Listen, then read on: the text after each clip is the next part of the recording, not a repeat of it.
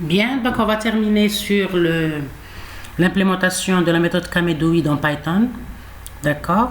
Donc on a vu l'algorithme général qui est contenu premièrement, on va commencer par la sélection de Kamedoid, un nombre de médoïdes, c'est-à-dire des points centroïdes, centres. Donc le choix il est aléatoire.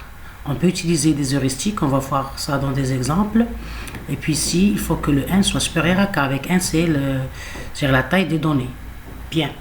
Maintenant, une fois qu'on va sélectionner les cas médoïdes, on va essayer de voir comment joindre chaque point non médoïde à un cluster. Donc, pour pouvoir, après la sélection des cas points médoïdes, il est associé à chaque médoïde l'ensemble des points donnés qui sont les plus proches du médoïde. Comment on va savoir quel point qui est plus proche de tel ou tel médoïde? Il faut calculer la similitude, d'accord? Et on va prendre la similitude minimale. Bien, donc le point non médoïde qui a une similitude inférieure, il rejoint son cluster. Donc en général, la similitude est définie à l'aide de plusieurs mesures, entre autres les distances.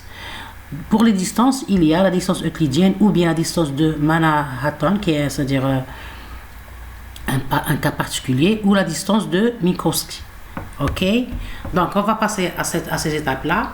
Donc pour mesurer la similarité ou bien la similitude dans la méthode de Kamedoid, il existe plusieurs métriques pour mesurer cette similarité.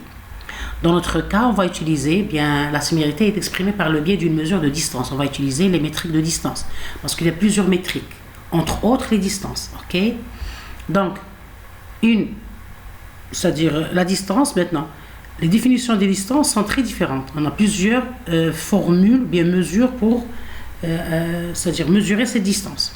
Bien sûr, c'est selon les domaines d'attributs qui peuvent être, donc qui dit les domaines d'attributs selon votre problème, les types de données de votre problème, la structure des données de votre problème.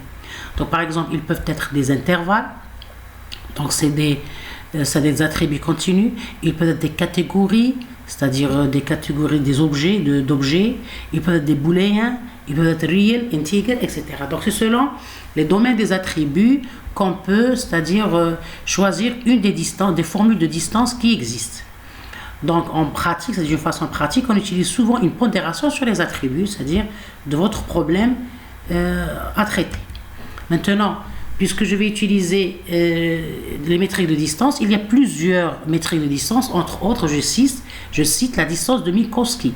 Donc la formule est la suivante, c'est la racine carrée, c'est-à-dire avec un entier Q, avec la différence, la valeur absolue à la puissance Q de xi1 moins xj1. Les xi1 ou bien les xi, c'est-à-dire et les xj, c'est quoi? Ce sont les coordonnées des points donnés ou bien des objets des données. Donc le i, il a de x1 jusqu'à xip, c'est-à-dire selon la dimension qu'on a. Et j, le deuxième point, c'est-à-dire ici il y a deux points, donc c'est la distance entre deux points. Chaque point il a ses coordonnées, donc ici on a p coordonnées, donc on est dans la dimension p, et donc ici c'est les abscisses, ça c'est les ordonnées. Bien, donc vous voyez que on a de xi1 jusqu'à xip et de xj1 jusqu'à xjp. Donc ça c'est la formule générale avec, c'est-à-dire le i et le j sont deux objets p-dimensionnels. Donc ici on a p dimensions. Dans notre cas on a deux dimensions parce que notre coordonnée, le cas qu'on vient d'implémenter, qu'on va implémenter, on a déjà commencé l'implémentation, on avait x et y, donc on a deux coordonnées, donc le p égale à 2. Donc ici c'est la racine carrée, ici c'est la valeur absolue au carré.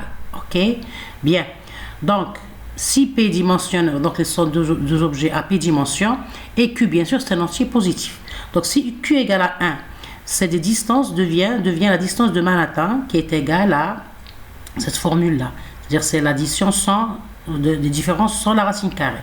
Si K, puisque la racine carrée, c'est-à-dire racine avec Q égale à 1, c'est-à-dire pas de racine. Q égale à 2, c'est la racine carrée avec D et la distance euclidienne. Donc dans mon cas, je vais utiliser la distance euclidienne. J'ai la racine carrée des différences, bien sûr, des coordonnées des deux objets au carré, la valeur absolue des coordonnées des deux objets au carré, et bien sûr la sommation des différentes coordonnées selon la dimension. Donc je vais utiliser cette formule-là. Vous voyez, je vais utiliser la distance euclidienne. Ok, donc ça c'est la formule générale utilisée dans Kamedoid lorsqu'on utilise la métrique de distance. Ça ne veut pas dire qu'il n'y a que la métrique de distance. Il y a d'autres métriques. Dans mon cas, je vais utiliser les métriques de distance. Donc, Pour ces métriques de distance, il y a 3 formules de Minkowski, de Manhattan et de la distance euclidienne, puisque j'ai, dans mon cas, je veux prendre la dimension égale à 2, donc je vais utiliser la distance euclidienne. Bien, donc je continue. Donc les étapes de l'algorithme K-médoïde sont les suivantes. Premièrement, l'initialisation. Cette étape consiste à calculer le nombre de médoïdes initiaux K et leur emplacement, c'est-à-dire leurs coordonnées. Le nombre des clusters initiaux K, donc c'est le même nombre des médoïdes, parce que chaque cluster contient un et un seul médoïde.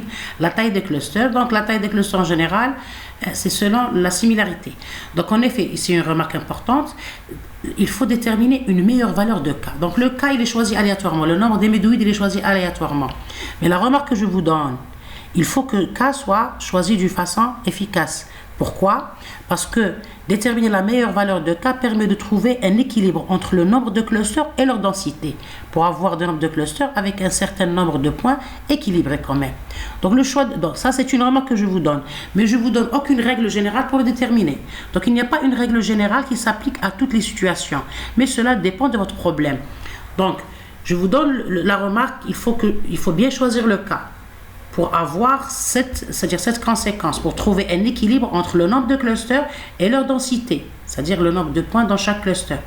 Mais je vous donne, il n'y a pas une règle générale, ça reste quelque chose d'heuristique.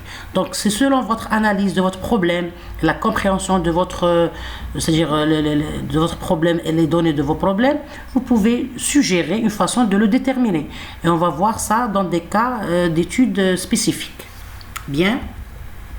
Donc en général, dans mon cas, je vais prendre K égale à 2 pour pouvoir, c'est-à-dire pour la vidéo, pour que l'exécution soit vite fait. Mais en général, K il est grand.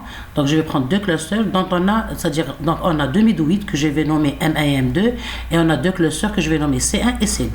Donc pour la taille des clusters, c'est selon la similarité de chaque médoïde avec les autres points non médoïdes. Donc pour pouvoir déterminer ou bien joindre un point non médoïde dans un cluster C1 ou bien C2, c'est selon la similarité. Donc comment calculer cette similarité? C'est-à-dire donc pour pouvoir former les clusters. Ok. Donc on va, avant d'affecter un objet à un cluster, on calcule sa similarité. Donc avant de terminer sur l'étape 2, je vais voir l'exécution de l'étape 1. Donc j'ai lancé mon Anaconda navigateur, j'ai lancé mon notebook Jupyter, et puis j'ai chargé c'est-à-dire mon programme K-médoïde que j'ai déjà. J'ai implémenté une partie du programme pour avoir du temps. Donc premièrement, donc ici je vais exécuter les librairies, donc c'est bon. Maintenant on a généré aléatoirement les points en utilisant des coordonnées x et y, aléatoirement avec random uniforme du NumPy. Donc maintenant pour le choix, donc n égale à 20, j'ai pris c'est-à-dire le nombre de points ou bien des objets égale à 20, les y égale à 0 sur le compteur de la boucle, et le k égale à 2. On va prendre 2 clusters pour voir les exécutions, c'est-à-dire ici directement dans la vidéo dans un temps minime. Donc je vais afficher les vecteurs abscisse et y de chaque point, ok. Puis je vais choisir, donc M1 égale round int de 0 jusqu'à n-1. Donc je vais choisir c'est-à-dire les 2 médoïdes, comment dirais-je, aléatoirement, d'une façon aléatoire, ok. En utilisant bien sûr round int de random. Int parce que je vais prendre, donc ici puisque c'est round int, donc ça va être un entier. Donc ici le M1 c'est l'index qui va me donner les coordonnées, parce qu'on a déjà dit ça, on a le tableau des coordonnées, le tableau X, et on a le tableau des coordonnées, le tableau Y, les ordonnées, le X et Y. X c'est les abscisses et Y c'est les ordonnées. C'est un vecteur. Chaque vecteur il a un indice, et c'est-à-dire pour accéder à l'élément du vecteur, on a besoin d'un indice. Donc ici notre indice c'est le M1. On va prendre les indices des coordonnées. D'accord, donc c'est des entiers, c'est round int, donc c'est des entiers. Donc je vais exécuter pour voir comment. Donc vous voyez ici que j'ai affiché le vecteur abscisse, donc x c'est le vecteur abscisse. On a 20, c'est-à-dire 20 abscisses, ok, des valeurs flottantes. Donc c'est un vecteur colonne avec n lignes, une colonne et n ligne.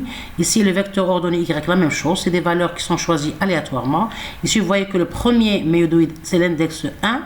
Il est choisi aléatoirement, donc on a l'index 1, et lorsqu'on va, l'index 1, il va nous donner les coordonnées, donc ça c'est l'index 0, et ça c'est l'index 1, donc c'est 0,93, vous voyez c'est 0,93, les coordonnées de l'index 1 c'est 0,93, c'est le deuxième élément du vecteur abscisse x. Pour le y, la même chose. Ici, c'est 1. Donc, le y, ici, le premier élément, c'est 0, l'index 0. Le deuxième élément, il a comme index 1. Donc, puisqu'on a pris comme index du premier médoïde 1, donc on va prendre le deuxième élément du vecteur ordonné y. Donc, c'est 0,31. Vous voyez ici, c'est 0,31,92. Donc, la même chose pour